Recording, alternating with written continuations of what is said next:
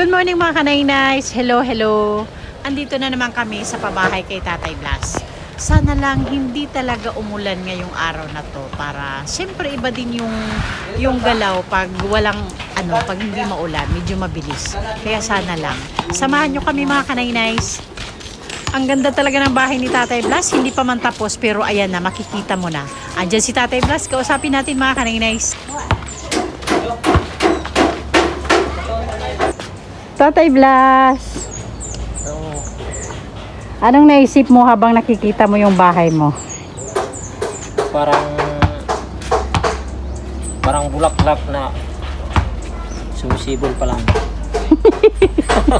Pero, sumisibol pa lang, pero yun, nakikita na ang limuyak at amoy.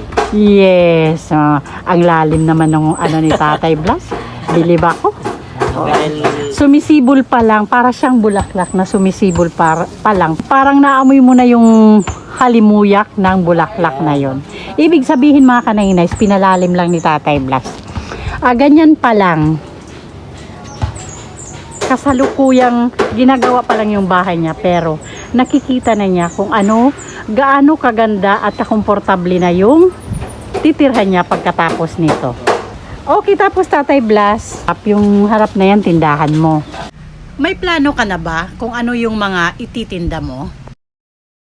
meron na. Yung yung pang araw-araw lang na binibili ng mga tao. Oo, yung pang araw-araw. Di ba Tatay Blas yung okay lang, Nay. Di ba yung mga cooking oil, di ba, na nilalagay sa yung ice candy, Yan. di ba, yung cellophane ng pang ice candy? Kasi para hindi mabigat sa mga tao, di ba?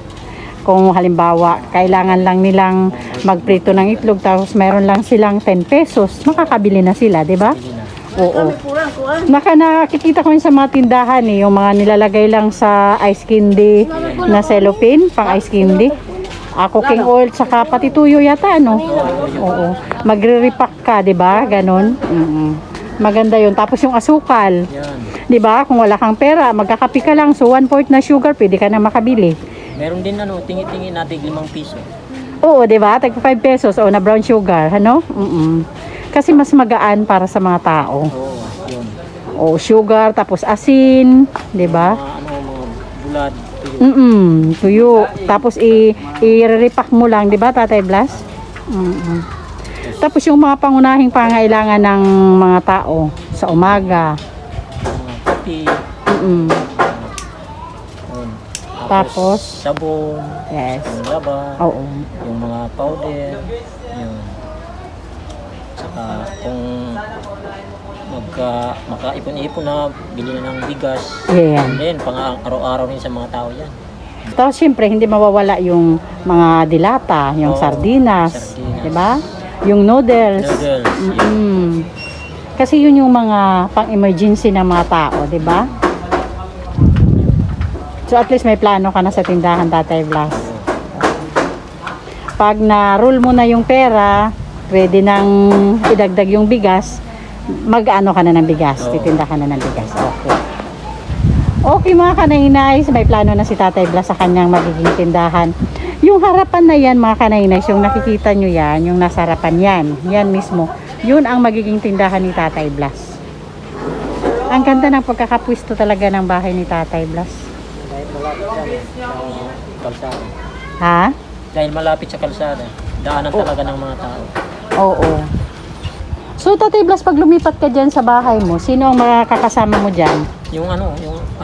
Itong kasama mo na apo. Okay. Yan, may walay sa akin. Oo nga. At least kasi pag nandun ka, halimbawa may ginagawa ka sa kusina, at least may tao sa tindahan, nandiyan yung apo mo. Yun. Tatawagin ka na lang pag may bibili, di ba?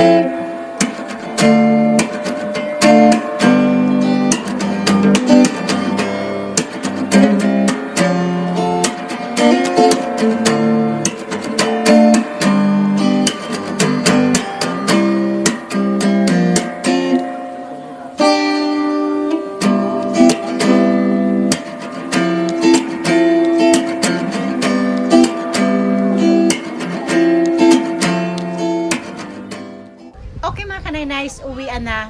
Paalam lang tayo kay Tatay Blas. Mabuti na lang hindi umulan sa araw na to. Tatay Blas, bye-bye na po. See you tomorrow. Sige, bye-bye. Bukas ulit. Sa Lunis. Lunis? Okay. Bukas, eh. Wala pala bukas. Okay. Sige, see you on Monday. Sige. Sa ating mga butihing sponsors, Manay Tiri Anderson, Ma'am Beth Jones, Ma'am Marcelina, Ma'am Annie Haramilia, Sangkaid na Malinaw, Ma'am Joveta Bilesa Tejero, Ma'am Hayats, Ma'am Selina Barbosa, Miss Kayabyab, Miss Irene Bisuelan, Ma'am Hawaii, Ma'am Janet Galvan Salazar, Ma'am Okidoki ng London, Ma'am Ima Vlogs, Ma'am Faye Velasco, and Rose Aguirre Vlogs. Ang Degree Team Morenon po ay nagpapasalamat po sa walang sawang support. Kaya po patuloy kaming nakakapaghatid ng tulong sa ating mga kababayan. Huwag po sana kayong mapagod at magsawa.